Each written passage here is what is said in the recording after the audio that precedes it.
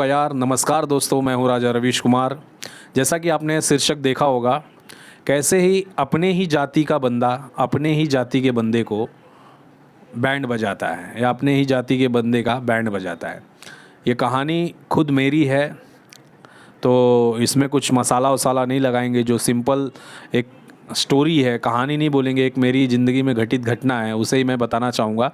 कैसे एक बंदा, एक जाति का बंदा, जैसे कि मेरे ही जाति का बंदा मेरी ही वाट लगाता है। ठीक है, तो हम लोग किसी का नाम नहीं लेंगे ये वीडियो में, मैं सिर्फ उसके जाति का नाम लूँगा।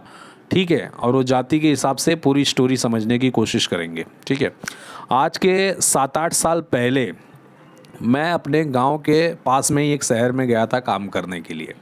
ठीक है, अब मैं गया था काम करने के लिए, तो मेरी ही जाति से एक मेरे सीनियर थे, यादव जी करके। ठीक है, यादव जी थे और यादव जी के ही साथ में, Yadav ji sales officer post पे थे, मैं जो था उनके डाउन में था, मैं एज अ एसआर में था। एसआर मतलब सेल्स रिप्रेजेंटेटिव। ठीक है, अब मेरे ऊपर जो थे वो सेल्स ऑफिसर थे, उनके ऊपर भी थे एक एरिया सेल्स मैनेजर करके। ठीक है, वो थे द्विवेदी जी। ठीक है, मैं नाम नहीं लूँगा। अब द्विवेदी जी, उनके नीचे यादव जी, उनके नीचे मैं खुद एसआर यादव जी। ठीक है, अब हम लोग, अब यहाँ से स्टोरी समझिए। जो सेल्स ऑफिसर थे उनके साथ में और भी जातियों के सेल्स ऑफिसर लोग थे। ठीक है, अब मैं उनकी जाति नहीं बताऊंगा, हम लोग सिर्फ ये 3 जातियों के हिसाब से समझेंगे। अब होता क्या था कि मुझे एक बंदा जो दूसरे जाति का था, वो बेचारा बहुत ही सपोर्ट करता था और मैं भी उसके सपोर्ट के अनुसार उसको ऐसा काम करके दिया जिससे वो बहुत खुश हुआ। ठीक है, मेरा नाम कैसा होता था वो कंपनी में कि साल भर के बाद में एक प्रपोज़ल होता था जो कंपनी को भेजा जाता था कि किसे कंपनी पेरोल पे लिया जाए। उस टाइम पे मैं थर्ड पार्टी पेरोल से था। दोस्तों, ये वीडियो को देखो और इतना दबा के शेयर करो कि ये स्टोरी उन लोगों को मिलना चाहिए जिसके वजह से वो मेरे पे कुछ अवक्षेपण लगाएं और मैं उनका खुल के नाम लेके वीडियो बनाऊं आगे चल के। ठीक है, तो हुआ यूं कि साल भर के बाद में कार्यकारी जो शैली देख के एक नाम सुझाव करना पड़ता था कंपनी को कि कितने मेहनती एम्प्लॉय हैं हमारे कंपनी में जिसको हम लोग कंपनी पेरोल पे ले लें। ठीक है, तो जब मेरी रिपोर्टिंग किसको थी, यादव जी और एक अन्य बिरादरी के आदमी को थी। पहले मेरी अन्य बिरादरी के आदमी के पास थी मेरी रिपोर्टिंग।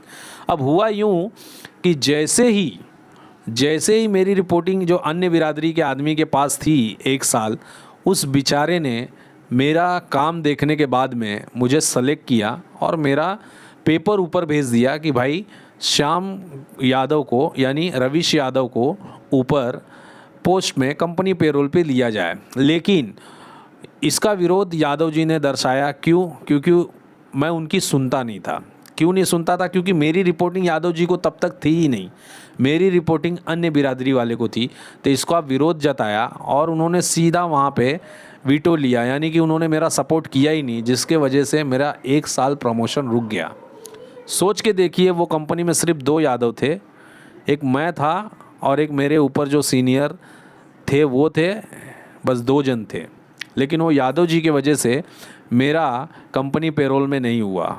यह देखते हुए जो ऊपर का जो सीनियर था द्विवेदी के भी ऊपर जो एक थे बॉस थे, मेहरा करके, मेहरा जी ने बोला, जवाहर वो बंदे का काम बहुत अच्छा है और तुम जानबूझ के रुकावट डाल रहे हो। तो उसने मेरी 2-3 गलतियां बताई जो कि मेरी वो गलतियां थी नहीं, लेकिन उसने बताई जिसके वजह से, क्योंकि वो कुछ भी बोलता था, मैंने उसको एक बार रंगे हाथों मेरे सीनियर्स को पकड़वा दिया था।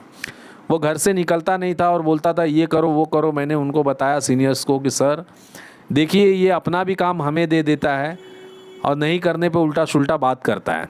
ठीक है, किसकी बात कर रहा हूँ? यादव जी की। अब आगे यूँ हुआ कि मेरी रिपोर्टिंग, फिर मेहरा साहब ने बोला कि भाई यादव जी, आपको जब नीचे वाले यादव जी का काम पसंद में नहीं आ रहा है तो अब से उसकी रिपोर्टिंग आपको कर दी जाती है। आप मुझे 1-2 महीना 4 महीने में बताइए कि वो बेचारा काम अच्छा कर रहा है कि नहीं। अब मेरी रिपोर्टिंग यादव जी के साथ में हो गई। जब मुझे भी पता चला कि अभी मेरे ये बॉस हैं, तो भाई मैंने उस हिसाब से उनकी हर एक बात माननी चालू कर दी। 2-3 महीना जाते जाते उनको मेरे काम की कद्र हुई और वो मेरी इज्जत करने लगे। ठीक है, फिर एक दिन मुझे बोले कि यार मेरे से गलती हो गई, मैंने जो तेरा प्रमोशन रुकवा दिया, अब मुझे बहुत पछतावा होता है। जब से तू आया है कंपनी का जो महीने का सेल है वो बढ़ गया है तेरे प्लानिंग के वजह से, तेरे प्रमोशन एक्टिविटी के वजह से। हम ऐसे होके नहीं जाते थे, तू अकेला ऐसा होके जाके मार्केट में प्रमोशन करके आज कंपनी को एक लेवल दे दिया है, ठीक है। तो अगली बार मैं तेरी ज़रूर सिफारिश करूँगा, ठीक है। अब यहाँ तक स्टोरी होने के बाद में जो मेहरा जी को इन्होंने कंफर्म किया कि नहीं सर बंदा बहुत अच्छा था, मेरे से कुछ गलती हुई, तब तक देखिए नसीब ख़राब कि मेहरा जी चले गए, ठीक है। अब मेहरा जी चले गए, मेहरा जी के जाने के बाद उस गद्दी पे आसीन हुआ द्विवेदी करके, उसके नीचे थे यादव जी, उनके नीचे था मैं रवीश कुमार यादव जी, ठीक है। अब हुआ यूँ कि जब मैं मेहनत करके जब दूसरा साल आया, हाँ, अब मेरे खुद के अंडर में 4 लड़कियां काम करने लगी थी, 3 लड़के काम करने लगे थे, ठीक है। अब 3 लड़के और 4 लड़कियां मेरे अंडर में काम करने लगी थी, लेकिन मेरा पोस्ट वही था, एसआर सेल्स रिप्रेजेंटेटिव का ही पोस्ट था। अब मैंने क्या किया, मैंने अपनी मेहनत और लगन से वापस से मैंने साबित किया। अब 2 साल बाद मुझे पता था कि फिर से प्रमोशन का टाइम आता है, लेकिन कहीं कहीं ये भी लग रहा था कि ऊपर द्विवेदी है, तो क्या पता वो उसको तो मेरा काम पिछले साल का तो ध्यान दिया नहीं क्योंकि वो पोस्ट पे था ही नहीं, इस बार क्या पता उसे पसंद करेगा कि नहीं। लेकिन जो द्विवेदी थे उनका एक लड़की थी जिसका नाम था सलमा, उसके साथ में कनेक्शन चालू हो गया था, जो मेरे अंडर में थी, 4 लड़कियों में से एक लड़की। अब सलमा के साथ उनको भाई प्रेम प्रसंग चलने लगा। अब मुझे तो पता नहीं था, ग्रेजुएशन मेरा भी था और सलमा का भी ग्रेजुएशन था। तो सीन ऐसा हुआ कि 2 साल बाद वापस से ये आती है कि भाई एक जन को कंपनी पेरोल पे लेना था। अब कंपटीशन मेरे और सलमा में, मुझे कुछ पता नहीं है, मैं सिर्फ आंख बंद करके मेहनत पे विश्वास करके चल रहा हूँ। लेकिन एक दिन जो हमारे ऊपर यादव जी थे वो आए और बोले कि भाई ये कंपनी में अभी कुछ होने वाला है नहीं, क्योंकि ये जो ऊपर आए हैं कंपनी ने मना कर दिया है कि अभी ये साल किसी को कंपनी पेरोल पे लेंगे नहीं, ठीक है। तो उससे अच्छा है यार कहीं तू दूसरा जॉब देख, कहीं तू दूसरे जगह निकल जा। दोस्तों मैंने गुरु की बात आंख बंद करके मानी और मैंने वो जॉब से रिज़ाइन दिया कि यार यहाँ पे कुछ 2 साल हो गए, मैंने बहुत मेहनत की, मेरा कुछ हुआ नहीं। मैंने गुरु की बात पे भरोसा करके वहाँ से रिज़ाइन दे के दूसरे जगह पे चले गया। 1.5 महीना नहीं हुआ कि Salma as a company payroll पे आ गई। जैसे ही ये न्यूज़ मुझे मिली कि सलमा कंपनी पेरोल पे आ गई, मैंने यादव जी को फ़ोन लगा के पूछा, यादव जी आप तो बोले थे किसी का नहीं होगा, तो ये कैसे हो गया भाई? तो वो बोले कि श्याम अब मुझे नहीं पता भाई, मुझे तो ऊपर से यही बोला गया था, द्विवेदी साहब ने यही बोला था कि तेरा पेरोल पे कि इस बार किसी का नहीं होगा, तो मैंने तुझे बोल दिया। लेकिन आपको पता है ये द्विवेदी और यादव जी का मिल के कांड किया गया था मेरे साथ में, ठीक है।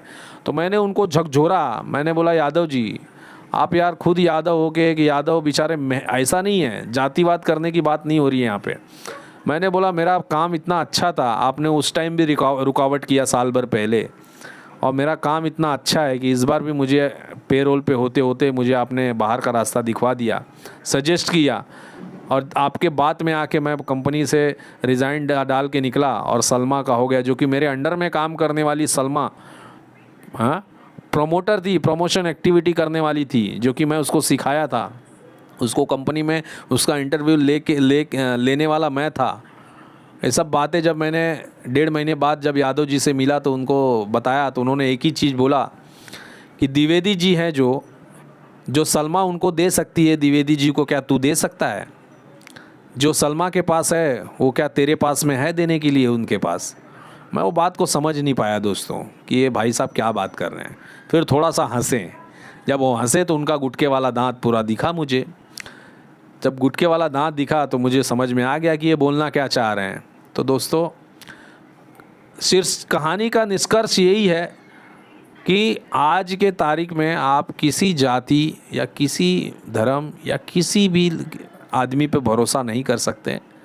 वो आपको कब अपने मतलब के लिए साध रहा है और कब आपको निकाल के फेंक देगा आपको खुद पता नहीं चलेगा।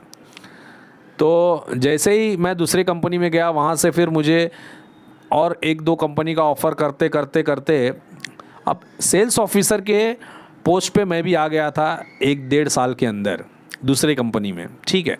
यहाँ पे भी यादव जी सेल्स ऑफिसर के पोस्ट पे थे। 3-4 साल के अंदर मैं as a area sales manager post को क्वालिफाइड किया, एरिया सेल्स मैनेजर पोस्ट को, और मैं एरिया सेल्स मैनेजर बन के फिर यादव जी से मिला करीबन 3 साल बाद। तो उन्हें यकीन नहीं हुआ, उन्होंने मेरी पीठ भी थपथपाई, बोले अब तक उसमें रहता था तो वहीं रह जाता था। बोला देखो साहब, बढ़ने की चाह तो मुझे वहाँ पे भी थी, यहाँ पे भी थी। यही है कि उस दिन मुझे एक सीख मिली कि भरोसा किसी का करना नहीं है, भरोसा करो तो अपनी मेहनत का करो और आगे बढ़ो। तो आपने बहुत बढ़िया सीख दी मुझे कि एक बात सिखा दी कि किसी पे भरोसा किया नहीं जाता। आपने उस टाइम हमारा बिरादर होके, हमारा जाति का होके तुमने हमारे साथ में धोखा किया, गद्दारी की। हालांकि वो बोलते हैं ना कि जो मेहनत करेगा वो एक दिन ऊपर आएगा, तो वो तो चलो मेरी मेहनत का नतीजा था कि मैं कहीं से भी गिरते लड़ते झगड़ते, उन दौरान मैंने, वो लोग वही कंपनी में थे, 5 साल 6 साल उसी कंपनी में थे। उस दौरान मैंने कम से कम 6 से 7 कंपनियां छोड़ी, 4 से 5 महीने मैं घर पे बैठा। इसके बीच बीच में बहुत सारी तकलीफ़ें आईं, बहुत कुछ फेस किया, लेकिन एक ही चाह थी, मुझे आगे बढ़ना था, कोशिश करता था। देखिए मेरे मैं बहुत बड़ी स्टोरी नहीं बता रहा हूँ कि मैं बहुत बड़ा करोड़पति बन गया या ये बन गया, कुछ नहीं यार, बहुत सिंपल सी स्टोरी है। जितनी मेरी पगार है उतना तो एक बेचारा रिक्शे वाला भी कमा लेता है, ठीक है। तो मैं पैसे की बात नहीं कर रहा हूँ, मैं बहुत सक्सेस हुआ उसकी बात नहीं कर रहा हूँ, मैं एक पोस्ट की बात कर रहा हूँ कि जो मेरे दिमाग में एक सपना था कि मैं एक दिन एरिया सेल्स मैनेजर बनूँगा, और वो मैं बन के दिखाया मेरी मेहनत से। तो दोस्तों, आप कभी भी एक जाति के हो तो दूसरे जाति का कभी आंख बंद करके, अपने जाति हो चाहे दूसरे की जाति हो, जाति पे जाना ही मत। जो सत्य है वो सत्य पे जाना कोशिश करना, क्योंकि इतना याद रखो, ये धरती माँ है, ठीक है, और इस धरती पे जितने भी लोग जन्मे हैं वो सभी इसके पुत्र हैं, और जब सभी इसके पुत्र हैं तो जाति उसमें हो ही नहीं सकती। सब इंसान हैं, सब एक ही जाति के हैं। लेकिन कुछ लोग धर्म में बटे हैं, कुछ लोग जाति में बटे हैं। तो धर्म भी चलो ठीक है, लेकिन जो एक दूसरे को लालच दे के धर्म परिवर्तन हो रहा है ईसाइयों द्वारा, वो गलत है। और तलवार के दम पे जो बढ़ने वाला शांति प्रियों का जो धर्म है वो भी गलत है। भाई आप लोग जियो खाओ मस्त में रहो, सब एक ही इंसान है, पैदा करने वाला भी एक ही है, मारने वाला भी एक ही है। हम बस किसी फालतू चीज़, फालतू जगह पे पढ़ के हम लोग एक दूसरे से नफरत करते हैं। तो ये आप बंद कीजिए, जातिवाद बंद कीजिए, धर्म के नाम पे लोगों को मारना बंद कीजिए कि आप मेरे इसको नहीं मानोगे तो आप ये हो गए, आप इसके लिए मैं मार दूंगा, तो समझ लेना वो धर्म नहीं है, वो कहीं ना कहीं किसी की खुराफाती लिखी हुई चीज़ है जिसको आप मान के आगे बढ़ रहे हो, ठीक है। तो आज के लिए इतना ही दोस्तों, नमस्कार। मैं हूँ राजा रविश कुमार, आपका अगली वीडियो में फिर से मैं स्वागत करूँगा। धन्यवाद।